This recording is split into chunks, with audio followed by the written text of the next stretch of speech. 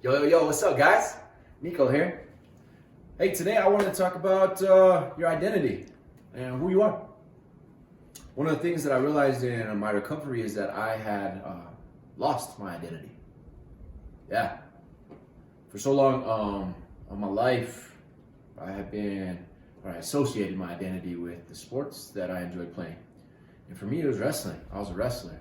Ask me what I did at school, I was a wrestler. I enjoyed it. I enjoyed getting on the mat and battling out with someone else. Again, for me, it was about not getting in trouble for beating the shit out of somebody. It was about that competition.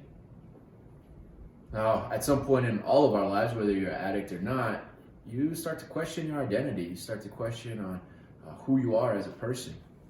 And that's a struggle in general. But for addicts, it's even worse. Because in being an addict, you identify, just like I did, with an event or a talent that you had. Go back and think about what you used to identify before you got strung out. What would you use to describe yourself as? Can you describe yourself as that now? I understand what it's like to go ahead and lose your identity, because in part of my addiction and my sales of drugs, I ended up quitting wrestling. 17 years old, junior in high school. My junior year, I had already secured a letter of intent from Northern Colorado University. I was ready to go to college on a wrestling scholarship. All my parents would have had to do was pay for my food and my books. Set up. I got into a disgruntled confrontation with the new wrestling coach my senior year, because I didn't think that he knew what he was doing, and he thought that I was just a young punk, so I needed to listen to him. Didn't have that communication, so it is what it is. I chose the easy way out and I quit. I'm like, fuck it, I'm gonna go sell dope. I've always been doing that since age 14. I'd been selling something on the side to make extra cash. So to me, it was no big deal.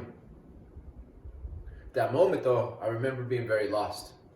I remember the first day after school when I didn't have to go to practice.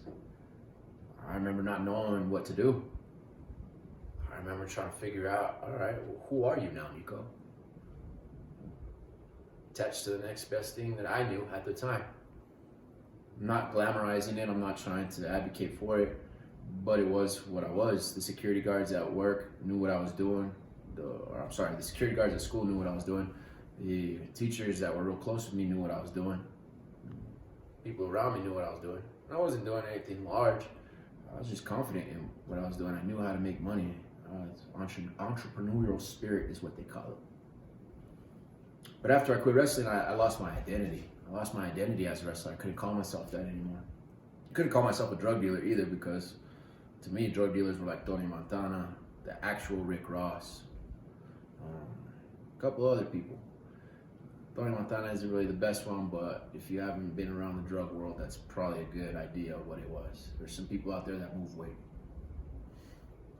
Anyways, I lost my identity. I didn't know what to do. So I attached on to drugs, attached on to substances, I attached on to that lifestyle. It wasn't good. Again, I'm not trying to promote it whatsoever. I just want to be real and honest with you guys. As a recovering addict, I had to figure out my new identity. I had to figure out what umbrella I would fall under. And I used to get real frustrated with it because I thought I was just a drug addict. And again, there's a stigma behind it that we're going to go ahead and change. But I didn't really think about the positives of it. And that's what I want to bring to light today.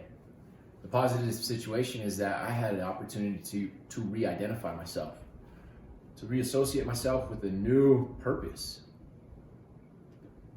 I got the opportunity to go ahead and create a brand new identity. So if you're going through your early stages of recovery, or if you're in your late stages and you just feel a little bit awkward and out of place because you don't know where you fit in the world, figure out what your new identity is. You can make it whatever you want to be. It's your choice. It's your choice to go ahead and be a jailbird. It's your choice to go ahead and be rehab, recycle. It's your choice if you want to go ahead and be rest in peace post. It's up to you. It's not up to anybody else. Or you can go ahead and be someone that survives and thrives. Be a CEO, you could be a manager, you could go ahead and be top notch, whatever it is that you want to go ahead and be. Whatever you choose to make your identity, make sure that you understand that it's going to be one of two paths. One path of destruction, and you could identify with that, or one path of success. You could identify with that too. Right now, I identify by saying I ain't got no halo, because I'm okay with that.